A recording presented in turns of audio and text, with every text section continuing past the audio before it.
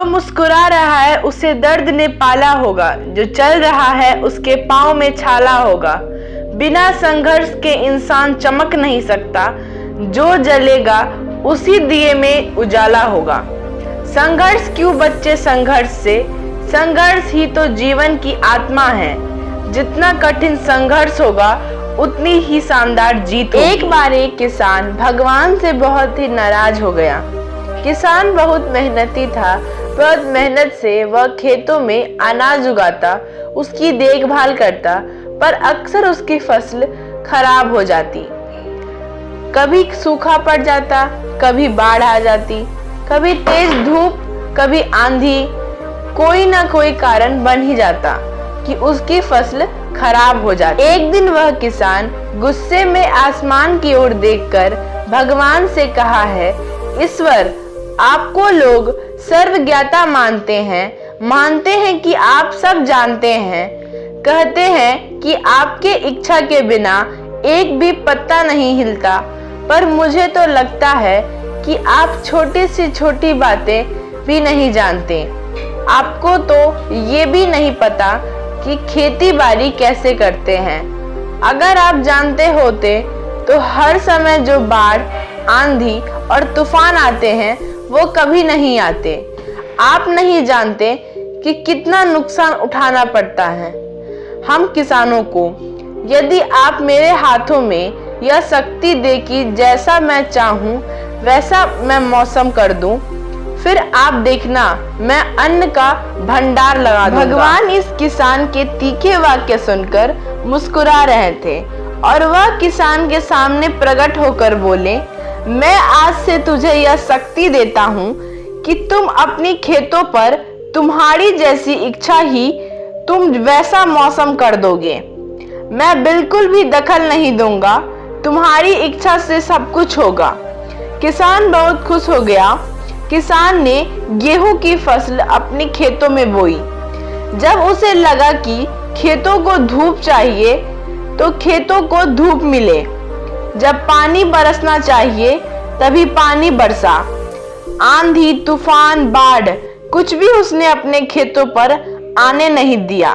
किसान के खेत में इस वर्ष ऐसी फसल हुई जैसी कभी नहीं हुई। हरी भरी लहलहाती फसल। मन ही मन वह बहुत खुश हो गया और सोचने लगा, अब सबूत के साथ दिखलाऊंगा भगवान को कि इसे कहते हैं शक्ति का सही उपयोग। मेरी सफलता देखकर उन्हें अपने नियम जरूर बदलने पड़ेंगे। कुछ दिन गुजरे, फसल काटने को तैयार हो गए।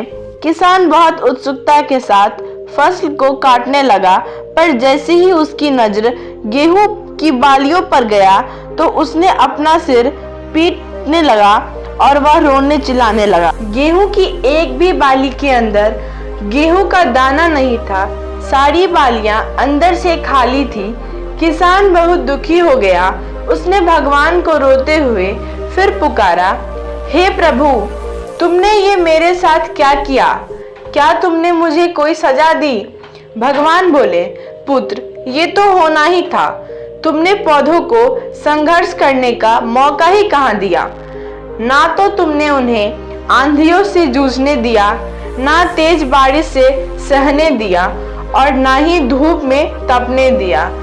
एक भी चुनौती का सामना तुमने उन्हें नहीं करने दिया, इसलिए सारे पौधे अंदर से खोखले रह गए। जब आंधी, तूफान, तेज बारिश और धूप पड़ती है तभी ये पौधों अपने अस्तित्व को बचाने के लिए संघर्ष करते हैं और इसी संघर्ष से एक बल पैदा होता है जिससे शक्ति होती है, ऊर्जा होती है और यही ऊर्जा पूर्ति तेरे गेहूं के दानों की तरह जो नहीं फूटी, तूने उन्हें कठिन परिस्थितियों से गुजरने ही नहीं दिया जहां उनके अस्तित्व का जन्म होता। सारे बालियां इसलिए खाली हैं, इसमें एक भी गेहूं का दाना इसलिए नहीं है क्योंकि तुमने अपने पौधों को संघर्ष कराया ही नहीं। याद रखिए, स्वर्ण में स्वर्णीय आभा तभी आती है जब वह आग में तपने, गलने और हथौड़ों से पीटने जैसे संघर्षों से गुजरता है। कोयले का टुकड़ा हीरा तभी बनता है जब वह ऊंच दाब और ऊंच ताप की मुश्किल परिस्थितियों से गुजरता है। इसी तरह यदि हमारी जिंदगी में कोई संघर्ष ही ना हो, कोई चुनौती ही ना हो, तो हम भी गेहूं की बालियों की तरह खोखले रह जाएंगे। कोई अस्तित्व नहीं होगा हमारा। विपरीत परिस्थितियां, चुनौतियां, समस्या हमें और अधिक निखारती है।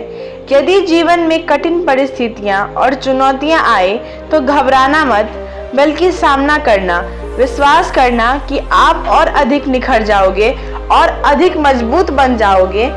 किसी ने कितना सही कहा है, जिंदगी जीना आसान नहीं होता, बिना संघर्ष से कोई महान नहीं होता।